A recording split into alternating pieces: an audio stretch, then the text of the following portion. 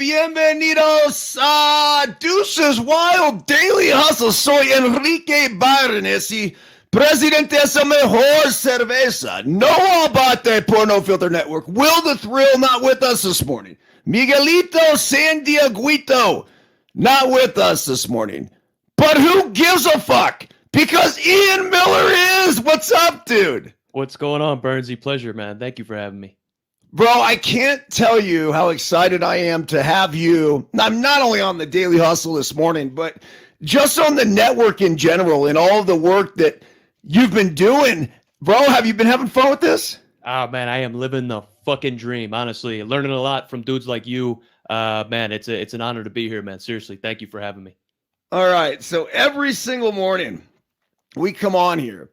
We properly salute our boys, and it starts with Will the Thrill, and it also starts with Miguelito San Dieguito, a.k.a. Kowalski. And then we like to properly salute each and every one of our listeners and viewers out there as well. So do me a favor, take your two fingers and put them up in the air like this and follow my lead. Yes, yes, yes, yes, yes, yes, yes! Yes, yes, yes, yes, yes, yes, yes! When we're juiceful, we are useful, Ian. And when we are juiceless, we are fucking useless. I love that. I love that. That fires me up, Burnsy. Isn't that cool? A very pleasant good morning to you on the 28th day of February, 2024. We are sponsored, of course, by Bet Online. It continues to be your number one source for all of your basketball wagering needs, including pro and college hoops throughout the year with up-to-the-minute odds, stats, and trends. You can follow your favorite team's path to the playoffs with in-game live betting contests and all the best player props. Experience the world's best wagering platform anytime from your desktop or mobile device. Head to Bet Online today to become part of the team, and remember to use the promo code BLEAV, capital B-L-E-A-V, for your 50% welcome bonus on your first deposit. Bet Online. The game starts here. And then, Ian, here's another one of our title sponsors. This is Verge. Take a look at it. Ooh. So that? It's lemon, it's honey, it's ginger, and it's cannabis. All rolled into one. It is a sustained natural high that we like to put down every morning, and we salute our guy Jory over at Verge. Go to tryverge.com. There's a promo code too, dude. It's LTP10 or let them play 10. I don't know. Try both of them, but you should get, I think it's 10 or 20% off this shot of greatness. So salud. Salud. It's amazing. That's amazing. Provecho. It's easy on the throat too. I know we get going here and start yelling at the fucking microphone and everything. It's nice to have that relief. It's fantastic. That's fantastic, man. All right, dude. So introduce yourself basically to the Daily Hustle community. I mean, this is, I'll give you a brief introduction. I know you're from Pennsylvania originally, and then went to, was it Wagner? Yeah, I was a walk-on. Yeah. No scholarship, man. No scholarship. Walked on. Not to hijack it, but I've gone over this a million times. I feel like I've perfected it. I'd love to hit you with this, man. I was an under-the-radar baseball player, right? I could just run fast, little white dude, play a little defense, walked on to Wagner College, earned that spot, man. Ended up getting seen out in Alaska, right? I wasn't good enough to play in the Cape. Got drafted, grinded my beanbag off to get through the minor leagues, man. Ended up getting a touch of greatness up in the big leagues, man. And I'm just trying to empower the next generation of 9-hole hitters, man. Just like me, just let them know, like, hey, dude, anything's possible. Anything is possible, dude. So we got Emilio Pagan, signed a 2-year, $16 million banger with the Reds coming on later, right? Talk about his story. He was a 10th round dude out of D2, Belmont Abbey, played third base, you know what I mean? But now he's relieving, he's closing games in the big leagues. You know what I mean? Anything's possible. That's what I'm here to do. So walk us through your journey, though. You walk on to Wagner, and then all of a sudden you become a starter. Yeah. From there, did you get drafted? Yeah, man. Yeah. So I had a tough. I had to get acclimated my first year, right? Freshman, D1, man, eyes wide, eyes wide. Deer in the headlights type of thing. Ended up banging a little bit, right? Sophomore, junior year, got drafted in the 14th round. Um, man, just kind of didn't blow the competition out of the water throughout my minor league career, but man, it just kept progressing. Tried to keep getting better. Um, Dude, the baseball data, I'm old school, right? So I was kind of like, with the baseball data. I knew nothing about it.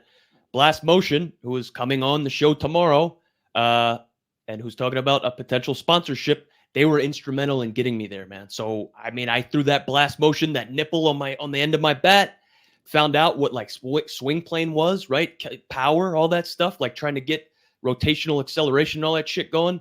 Ended up hitting, 11 home runs, and that was not like me, man. Got me to the big leagues. You know what I mean? Got me an opportunity. Take us through your minor league stops. Okay, man, I stopped everywhere. So I started in rookie ball, Pulaski, Virginia, the Appalachian League. First year, hit 300, got promoted up to Everett, which was like, short season A, however you want to call it, man. Bang there. Next year, first year, 2014, in full season A ball, low A. Fucking broke my back, L5 on either side of the spine. Broke it. Played 45 games with a broken back. Still hit 271, stole a couple bags. Sorry about it. Right? Rehabbed in the off season. That's kind of, where I was able to, sacrifice some stuff. Went to high A, banged, got promoted. Spent a couple years in double A, dude. Could not crack the code. Ended up figuring it out. 2017, won the minor league player of the year for the Mariners. I balled out. Got to triple A, scuffled, right? Then figured it out in 2019, man. 2020, I was just balling.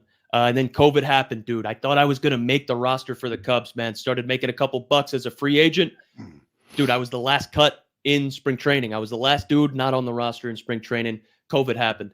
And then, the rest is history. Went to, what's that? The side thing where, everybody was getting ready. COVID site, whatever it was. Yeah. 2021, full disclosure, I didn't get the vaccine. That kind of hurt me a little bit. Now I'm out of baseball, man. Spent a year and a half in wealth management industry, and I'm here. So because you didn't get the vaccine, you think that prevented you from getting a job? I mean, dude, I've never, ever talked about this before. But the Chicago Cubs are run by a very democratic family that sees things one way. I'm not talking politics any way, shape, or form. I'm just saying I was told by Jed Hoyer that if I don't get the vaccine, I will not be in the big leagues for them. I told him to fuck off, and I'm here. True story. True story. But I put my hand on the Bible for that one, man. Wow, dude. Yeah, it's a bombshell. That's a bombshell. So David Ross, who was my manager at the time, respected it. He respected it. He fucking respected it, man. So, like, I had a good relationship with him. I stayed around for 2021, right? I was just a booger hanging in AAA. Everybody's getting called up that took the jab. I get it, man. I understand it. At least they were upfront with me about it, right? So September rolls around. There's a fucking outbreak of COVID up in the big leagues, and I'm the only one to stay there. Not that I blew the world up in AAA, but I, hit 260 something, stole a couple bags, and they're calling dudes up from high A, right? That haven't played double A. You know what I mean? So I'm like, yo, fuck this, dude. I'm out. And you were stuck in Iowa then? Oh, yeah. Des Moines, which is a great spot. You know what I mean? But, like, cool. It is what it is. David Ross was a teammate of mine. Awesome. Really, really good dude. Awesome. Give me your take on him getting pushed out, because that one shocked me a little bit. Now, I had an opportunity to talk to Theo Epstein about it just recently, but it just seemed like a bit of a shock. How do you think guys in that clubhouse took it? Ooh, man, I think they probably were a little shocked too. So there's a lot of turnover there, right? So they struggled for a little bit there after the World Series, I guess you could say rebuilding all this stuff. I loved Epstein, right? Talking to Theo a little bit. I respected the shit out of that dude. I didn't really get along too much with Jed. Dude, I was surprised. I know that I'm there were some people that were in that clubhouse that were surprised. Obviously, like having Napoli at first base, like it seemed like the vibes were great there, man. So bringing Counsell in, at least for me, was a little bit of a shock, and I'm excited. Not excited. I'm excited to see how they do this year, is what I'm going to say. That's all I'm going to say. Is Napoli still there? Yes. So that dude is a beauty, man. That guy. Oh yeah, I know Mike. He's legit, man. Yeah. He just seems like a dude. You're either a dude or you're not a fucking dude. He just seems like a dude. One of those guys.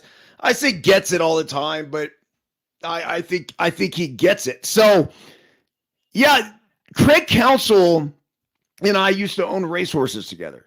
Oh really? Yeah, we had a racehorse named Smokin' Ann that absolutely fucking killed it for us. It was the only time I could think of in my racehorse owning days that we actually made money. And the operation survived for maybe up to like 4 years. I want to say, because we started it in 2006 when I played with Counsell and Luis Gonzalez. And then they both went their separate ways. Gonzo, I went to the Dodgers in 2007. Counsell, I think he went back to the Brewers. But we formed this partnership, an LLC of this horse racing business. It's lucrative? Was it lucrative? No, it wasn't fucking lucrative. You're throwing money away, dude. But the three of us put like 10 grand in. We're like, dude, let's get some claimers. And so we claimed this one horse, Smokin' Ann, and I want to say it might have been like a $5,000 claimer. Well, she went on to, win the race when we claimed her. And then she won another one. And then we bumped her up and, now she's running $16,000 claimers. And then she's running $32,000 fucking claimers. And then finally she got claimed. And I forget where the total was or whatever. But yeah, we actually made money on that horse. Great dude. Awesome person just in general. Really knowledgeable baseball guy. One of the most knowledgeable baseball guys that I've ever been around. It's tough to compare it to compare Counts to David Ross. They're just different, right? But I got to believe, here's David Ross finally fucking settling in. They had the boys in contention last year. So the first time since he's been there. And I think some excitement started to surround Wrigley again when it came to the team and getting back to the playoffs and everything else. And then the fucking rug is pulled out from under him. At this point, I mean, damn, I got to believe if I were an owner of a team or general manager, somebody looking for a manager, he would be towards the top of my list. Because you literally, like, you brought in who is the best manager in the game. He's widely known as that in Craig Counsell. But I would have put fucking David Ross in like the top 10. Yeah, so, that makes sense. That dude, when that guy spoke, everybody shut up and they listened. You know what I mean? Like, that dude commanded a room. And I don't know, like, I looked up to him, and that was the type of dude that I wanted to be like in my short time there. That's like the best way that I could put it. You know what I mean? What was it like playing in the big leagues for the Cubs? Oh man. So I got a week there. I got a week with the Cubs. I got, a little over a month with the Twins, man. So my week with the Cubs was during COVID, 2020, when there wasn't a soul in the seats. Oh. Dude, I'm in Wrigley Field, experiencing it for the first time and only time. And we're playing the fucking White Sox. It's the Cubs versus the White Sox, and there isn't a fan in the stands, man. And they're playing fake crowd noises, and it's just kind of like low energy, dude. I think we won like a 1-run ball game. I got to get in. I'm a stolen base threat. I get on first base, and I get the fucking red light. You know what I mean? So, like, it was dope, dude. It's the big leagues, man. But I didn't really, it was dope. It was dope. But it could have been sexier. I don't like that. So you had a red light? Yeah, I got the red light, man. I think it was a pitching change, man. Somebody hit a single. I'm on first. I think Ian Happ's up after. He's up at the plate. And I get the red light, man. I'm on for 2 pitches. He fucking grounds into a double play, right? So I was on the field for 2 pitches.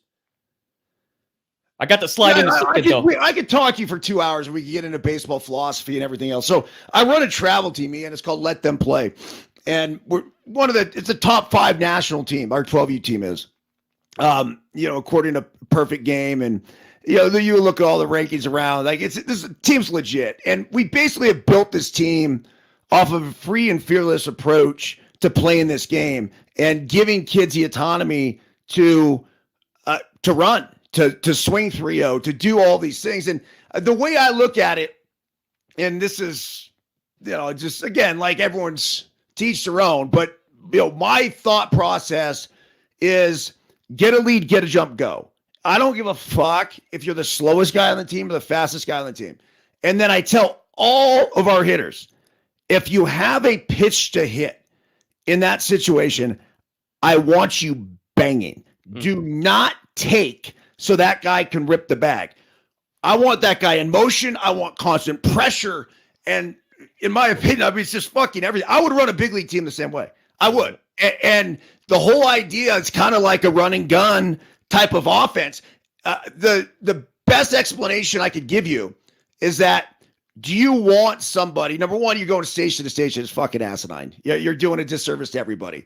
But if you stole that bag, right, and you get 90 feet, or would you rather have you in motion and my guy gets a fastball down the dick, hits a gapper? So now you're not getting 90 feet, you're getting 90, 180, 270, plus another 180 more because of the double that the guy just hit in the gap. Yeah, and you have to make nice plays to stop them at 270 feet with all that shit in motion, dude. You know what I mean? Like, there has to be nice throws from the cutoff man. There's got to be great communication.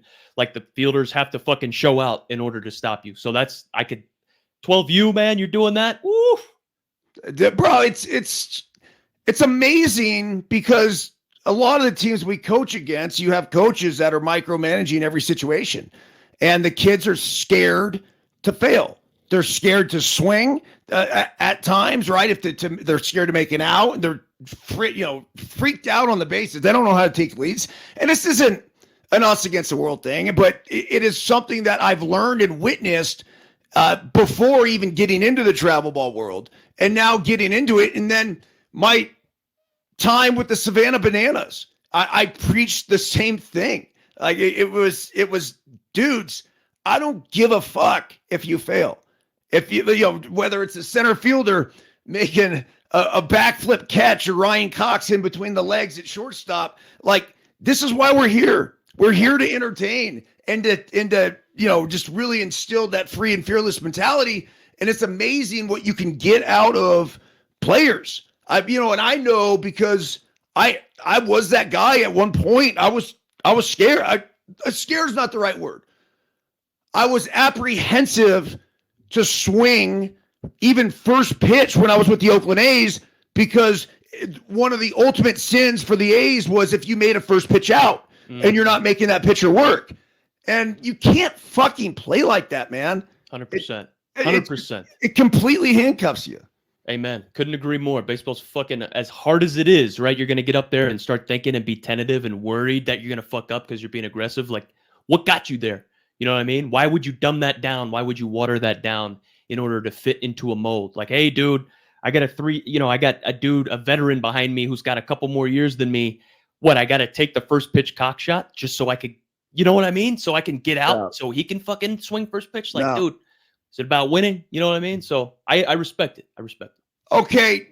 Tell the people about the 9-Hole podcast. The 9-Hole podcast. I provide insight and inspiration and firsthand stories, unique stories to the next generation of baseball players, the next generation of 9-hole hitters like myself.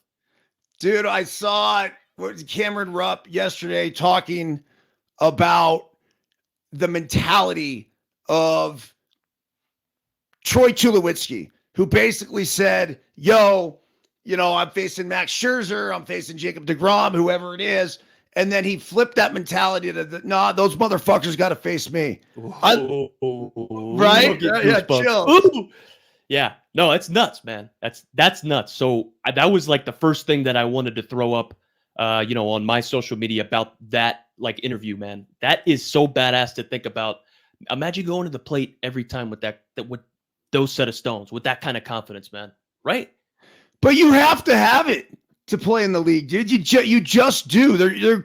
You can never look across. I mean, Ian, I faced guys like Roger Clemens and fucking Randy Johnson. I had Randy Johnson. First time I faced him, we were at Phoenix Muni in spring training. And he threw a slider down and in. And I want to say it was like the first or second pitch. And I fucking bamboozled it onto the street. Whoops. Beyond the left, like literally, it was over the fucking left field foul pole. And they called it foul, and whatever. I just couldn't believe I just fucking nuked him like that. And I walked back into the box. Chad Mueller was the catcher. And it was the guy that I played with in Cape Cod, buddy of mine. He was a catcher at USC. I was at UCLA. And the next pitch came right at my fucking ear hole. Bam, out of the way. And down on the ground, I look at Chad. I go, Chad, what the fuck, man? He goes, yo, Randy's going to do Randy, man. You know I didn't call for that shit. So that was the time where I was like, you know what? I have a choice here. Either I can, curl up and do a little ball and cocoon and I'm out, or I could grab my ball sack and say, let's go, motherfucker. That's right. It was, let's go, motherfucker. I got up. I looked at him. I'm like, all right, dude. Got back in there.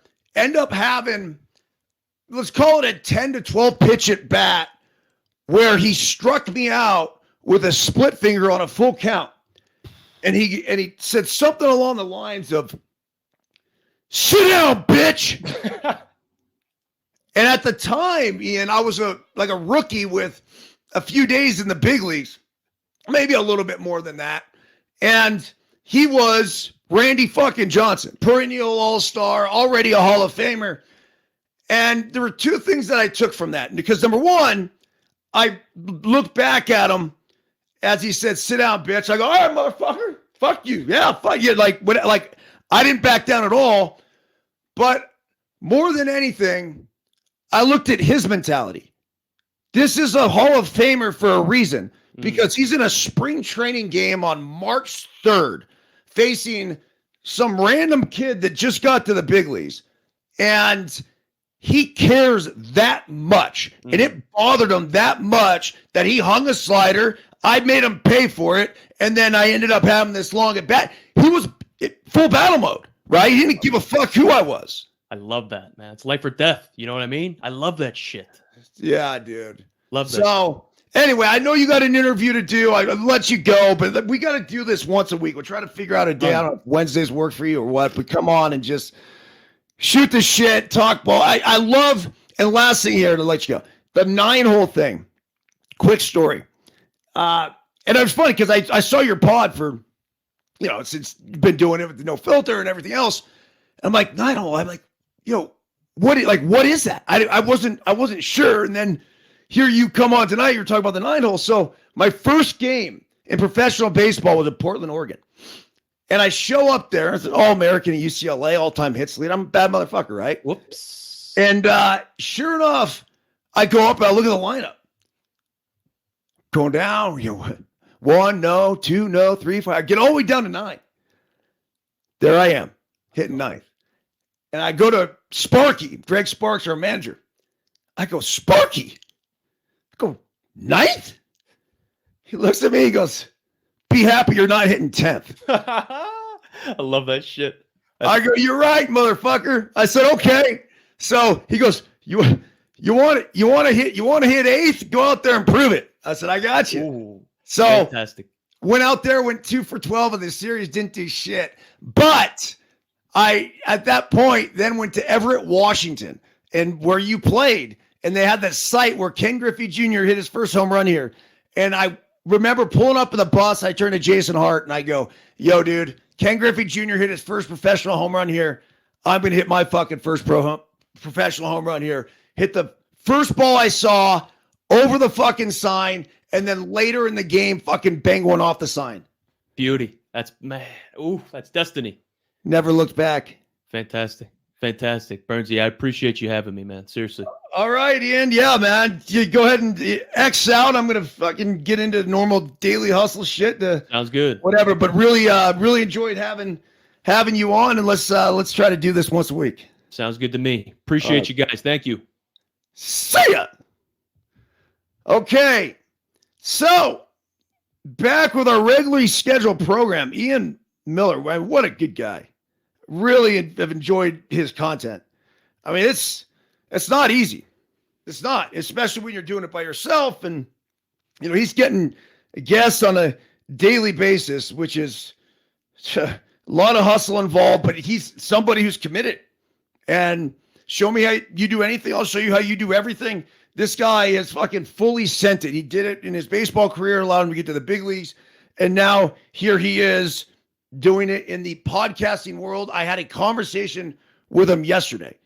And what was so cool about it was that he said exactly that. I'm all in.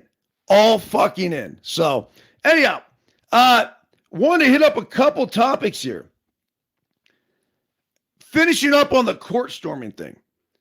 There was an article in the Star Tribune. I really actually enjoyed the article. It doesn't mean I agree with everything. It was from Jim Suhan. And he says here, he said, hockey players fighting, fans storming courts. Time for these dangerous traditions to die. So he says, here are the 6 dumbest things in history. Number 6, Union General actually tries to make it rain. Edward Powers believed that rain often fell after Civil War battles, and later in the 19th century, he persuaded U.S. government officials to experiment with exploding dynamite in clouds to create storms. Number 5, inventor of the safety pin dies penniless. Walter Hunt invented the safety pin in 1849 in Brooklyn. He sold the patent for $400. He died penniless in a world filled with billions of safety pins. Number 4, Jack Daniels' toe kills him. Jack Daniel of whiskey fame died, or so the story goes, because he kicked a safe after forgetting its combination. The toe became infected and he died of gangrene. Number 3, fans complaining about transfers. College athletes play for coaches who regularly leave for more money and more prestigious jobs. They are usually American citizens who have become de facto employees of companies that make lots of money. Why wouldn't they be allowed to transfer like any other employee? Because student athletes are free agents. Colleges, should they want to build more loyalty into their sports programs, should sign them to contracts as if they're actual people. I agree with that. Why now are we even fucking dancing around the issue? Just sign them to a contract. Here's a 4-year contract. You stay here for 4 years, you get paid. This is what it is. Sure, there could be some kind of exit out of a contract, but sign a contract. Number 2, NHL players fighting in 2024. Sources confirm that is indeed 2024. Even the NFL, which tried to hide the effects of brain injuries from players for decades, has worked to lessen head trauma. The NHL continues to allow stoppages of play so 2 hockey players can punch each other in the head.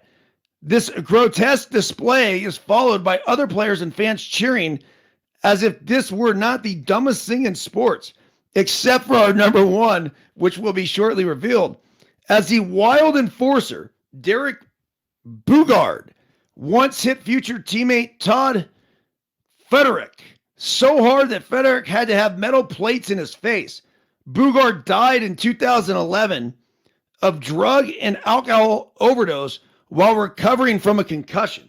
And he was later found to have CTE, which was caused by repeated traumatic brain injuries. Now, Wild fans cheer Marcus Foligino, or other enforcer square-offs with opponents and try to damage their brains. What do Olympic, college, high school, and women's hockey have in common? No staged fights. None of those sports suffers from their lack of brutality and stupidity. One excuse offered for fighting by NHL people is that sometimes a fight can energize or awaken a struggling team. Might I suggest, instead, an espresso machine on the bench? So, the counter to this, and I've heard this from hockey people, I had the awesome opportunity to work at MLB Network, which was also the home of NHL Network, has spent plenty of time around Jeremy Roenick, who obviously has his podcast here with Tim Peel, Snipes and Stripes on No Filter Network. The reason why hockey players fight is basically because if you don't, then guys will go ahead and take the liberty to cheap shot those motherfuckers over and over and over again. So the explanation is that if you go watch a college hockey game, you got guys getting checked up against boards from behind backs, like all this other stuff, where the NHL is like, fuck it. You know what? If this is going to happen, I'd rather have the two of you guys square off. And the same goes for Major League Baseball. And this is why my argument for it was always, hey, look, in Major League Baseball, if you have a guy throwing 100 miles per hour at the head, what's better? That which could potentially kill him, or a couple of guys slugging it out? I do understand the barbaric nature of it. And I do think, I don't know if it's, hey, look, keep the gloves on, keep the helmet on. I mean, that might be one way, but they drop the gloves, and so often the helmet comes flying off. What I don't understand is sometimes when you see guys take their helmets off, it's like, wait, hold on a second. What are we doing? That doesn't make a lot of sense at all. So, all right, to the final one here. Number one, fans storm college courts over and over again. Iowa star Caitlin Clark will play at Williams Arena on Wednesday. Would it be too much to ask you not to injure her? Earlier this season, Clark collided with an Ohio State fan who was storming the court. This weekend, Duke's Kyle Filipowski was injured by a court-storming fan at Wake Forest. Allegedly. Who could have seen this coming other than anyone with an elementary school education? Court storming began decades ago as a spontaneous crowd reaction to an unimaginable upset. Now it's a planned stage event by entitled fans eager to get onto the court after any mildly surprising victory. Fans are not allowed to storm a theater stage. They are not allowed to storm a rock band stage. And if they do, Keith Richards might hit them in the head with his Telecaster. Telecasters are ideal for fan swatting. NFL and MLB fans are not allowed to storm the field. Hockey fans are not allowed to slip and slide on the ice. College basketball is the only major sport that allows fans to sprint at players who have nothing but their elbows to which to protect themselves. It was always a bad idea, and it has been made worse by the modern fan and social media. Want to become a momentary minor celebrity, run over a basketball player. NHL fighting and college basketball court storming are symptoms of the same diseases: tradition and disregard for human safety. What court stormers are doing is essentially trespassing.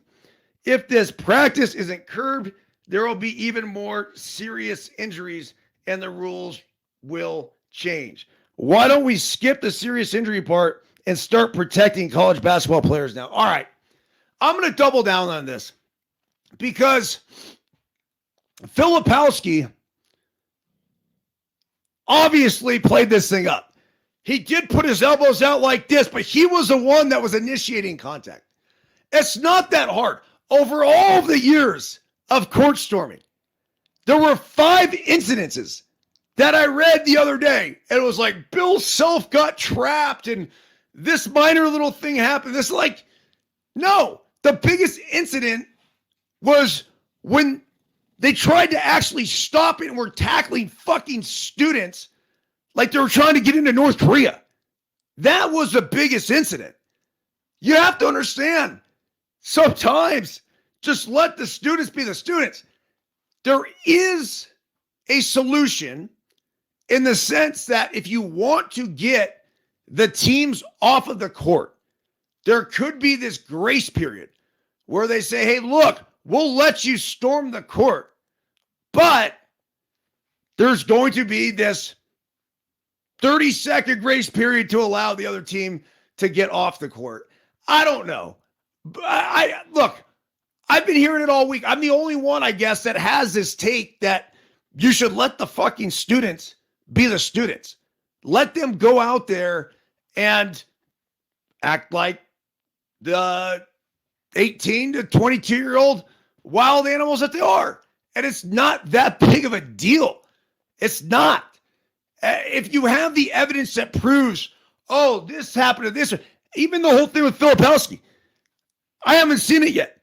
They keep saying he's been injured and all this. Like, where? What's the prognosis? I don't know. Maybe I'm off on this. Maybe, again, it's my barbaric nature or whatever else. So, all right. Moving on here. Let's get into the remaining free agents in Major League Baseball. We know Snell is still out there. We know Matt Chapman's still out there. We know Jordan Montgomery is still out there. Cody Bellinger just signed. But what's disconcerting is that there's a fuck ton of other top free agents still on the market. Guys that, as a baseball fan, I would really like to see play baseball this year. But apparently, either they're not getting job offers or they're not getting contracts that they deem good enough to go ahead and sign. So let's take a look at this. One of the guys at the top of the list here, Brandon Belt. The question is, after having a huge season last year, he led the Blue Jays in OPS, 858, 19 home runs. His projection here, it says 1 year, $6 million. After posting an 858 OPS, 19 dingers, Belt might have been expecting a raise on the $9.5 million he made last year. Yeah, why wouldn't you? That's sort of normal protocol. But especially given how little buzz there's been on him this offseason, it's hard to imagine him dramatically outdoing what Carlos Santana recently got. How about CJ Cron? The projection here, and this is according to Bleacher Report, a minor league deal. Cron was an all-star 2 years ago, but he's only ever been a power first guy, and he's coming off a down year marked by a 729 OPS and 12 homers. If Garrett Cooper could only get a minor league deal, that's what awaits Cron as well. How about Adam Duvall? Projection 1 year, $7 million. The 2 year, $13 million deal that Hunter Renfroe signed in December seemed like a good target for Duvall after he put up an 834 OPS and 21 homers in 2023. But now, simply replicating the same deal he signed last winter might be the best he could do. At some point, these guys got to get in fucking camp. They do. That's an issue. Outfielder, Eddie Rosario, projection, minor league deal. It was as recently as 2021 that Rosario had turned as a playoff legend. But these days, he's strictly a left fielder who doesn't offer much in the way of offense or defense. Any shot he gets will likely be one that he'll have to go earn a major league roster spot. How about Joey Votto? The projection for Votto, 1 year, $2.5 million. If this deal sounds familiar, it's because it's the same one that brought Albert Pujols back to St. Louis 2 years ago. Votto is in a similar stage of his career now, though the odds of him reuniting with the Cincinnati Reds would seem to be much lower. The Reds could go two directions here because Votto's obviously been a staple, spending his entire career with the Cincinnati Reds. The question is, how valuable is it to have somebody like that in the clubhouse? If you were to ask me, I think it's extremely valuable. You have a lot of young stud players, young studs with the Cincinnati Reds. I mean, led by Ellie De La Cruz. But, it goes on and on and on of all their, young budding superstars. And so having that, it could be a lot of pressure on those guys having to try to be the dude. Well, the one thing, even having a Joey Votto around, is that you don't have to be that dude. He will alleviate pressure immediately. 1 year, $2.5 million. We'll see. All right, the next one here, Michael Lorenzen. Lorenzen, let's see. They have an age 32. His stats, 29 games, 25 starts, 153 innings pitched, 138 hits. So the ratio there is fantastic. 111 strikeouts, so it's not bad. He had a 4.18 ERA. He's projected to get 1 year, $11 million. You then have Tommy Pham, 129 games last year, 481 plate appearances, 16 homers, 22 bags. So dude almost went 2020. He had a 446 slugging percentage.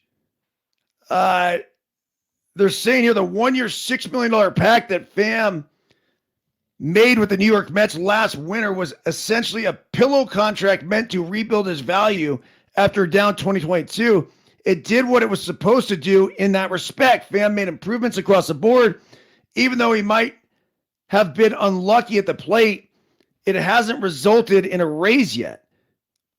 Though that's apparently not for lack of interested parties. As Juan Toribio of MLB.com reported earlier this month, at least 8 teams have given Pham a look. It says Tommy Pham's market is heating up. At least 8 teams are showing significant interest for the veteran outfielder, sources tell MLB. They're projecting that he gets $8 million.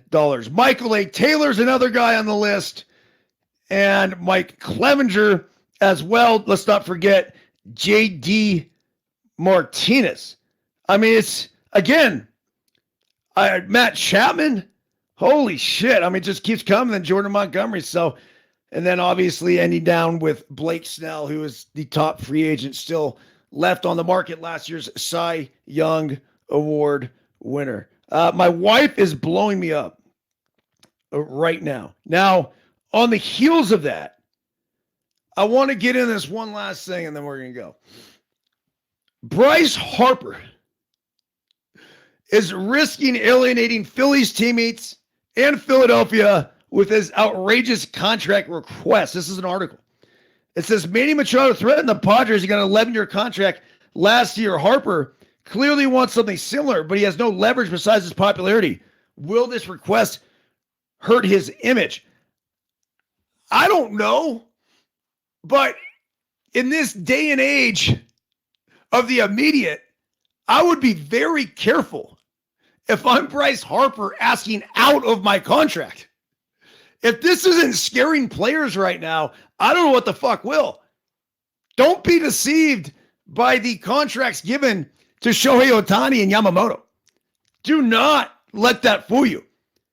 This is a down market, and it looks like teams are scared to pay. They're not willing to pay these top dollars. So it says here, not since T.O. in 2005 won to renegotiate a 7-year deal with 6 years left has a Philadelphia athlete requested anything as audacious as Bryce Harper. With 8 years and $196 million left to on his contract, he just signed 5 years ago. Harper and his agent, Philly villain Scott Boras, have told the Phillies they want an extension. Now at 31, Harper says he wants to play into his 40s. He hasn't been fully healthy the last 2 calendar years. Let's try to make it through the 30s first, huh? Harp's popular, but, I mean, read the room, man. He was part of an epic 2-game collapse that allowed the Arizona Diamondbacks to steal a pennant just a few months ago.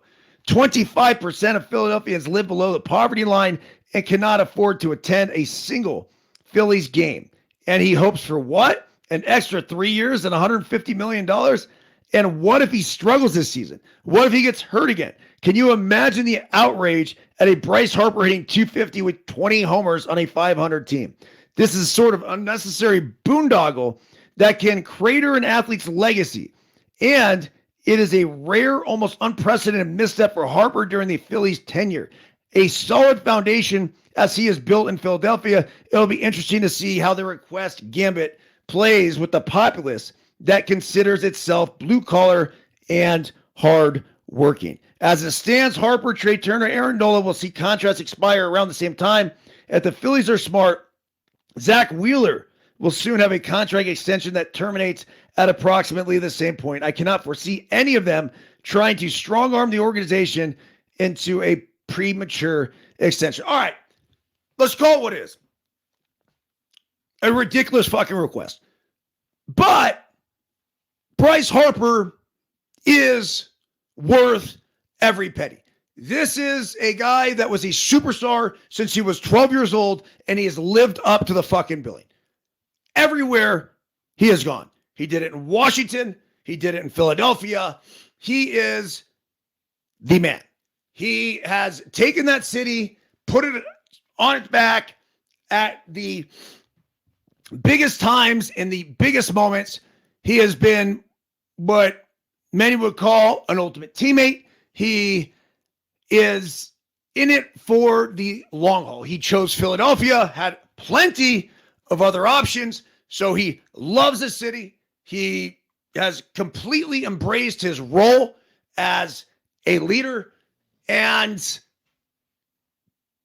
is he worth an extra 3 years and $150 million or whatever else? Yeah, probably. But who gives a shit? Because if you're Bryce right now, bro, you're owed a couple $100 million more. You're going to put 100 large in the fucking bank even after taxes. Like, as an extra 75 guaranteed right now, that big of a deal that you're going to upset an entire fan base and potentially guys in the clubhouse and the organization, it's just not worth it. It's not. I don't think money means that much to this dude. Now, again, I don't know exactly what sort of lavish lifestyle he lives, but holy fuck, dude, you've already made enough for you and your family and your kids and their kids. As far as your kids, they can go fend for themselves, but you probably got enough fucking money for them too. So just focus on playing baseball. I would lay back a little bit, take care of your body, do what you got to do, stay healthy. Because if you do get to that period in time and you're still doing what you're doing, shit, he might be making $100 million by then. So you could be leaving money on the table. And if you're not healthy at that point or not producing at that point, you don't want to fucking play anyway.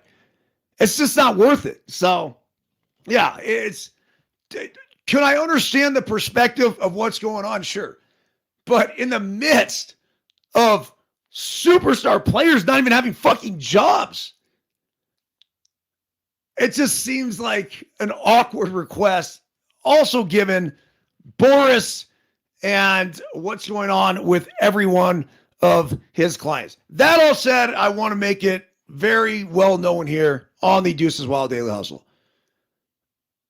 Bryce Harper's a bad motherfucker. And he is worth every last dollar that he's ever earned. Period. All right.